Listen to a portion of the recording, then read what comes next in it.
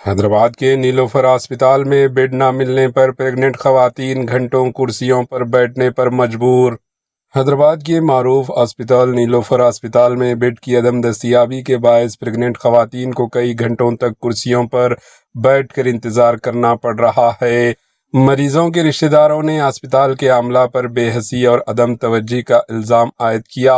ذرائع کے مطابق کئی پریگننٹ خواتین صبح سے ہی ہسپتال میں موجود رہی، تاہم انہیں فوری طور پر بیڈ فراہم نہیں کیا گیا۔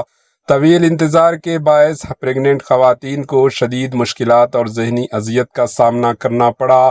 ایک واقعے میں خیرتآباد سے تعلق رکھنے والی پریگننٹ خاتون صبح تقریباً 11:40 نیلوفر ہسپتال پہنچی، لیکن مبینہ طور پر اسے رات 10 بجے کے قریب بیڈ فراہم کیا گیا۔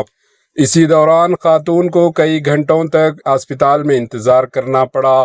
خاتون کے اہل خانہ نے جب طویل انتظار سے پریشان ہو کر اسے کسی دوسرے ہسپتال منتقل کرنے کا فیصلہ کیا تو مبینہ طور پر ہسپتال کے عملہ نے انہیں جانے کی اجازت نہیں دی۔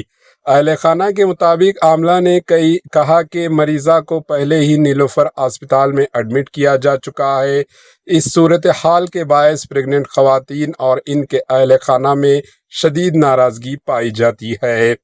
اہل خانہ نے الزام عائد کیا کہ ہسپتال کے عملہ نے پریگننٹ خواتین کی حالت اور ان کی فوری ضروریات پر مناسب توجہ نہیں دی۔ واقعے نے نیلوفر ہسپتال میں بیڈز کی دستیابی، مریضوں کی بڑھتی تعداد اور ہسپتال کے انتظامی انتظامات پر سوالات کھڑے کر دیے۔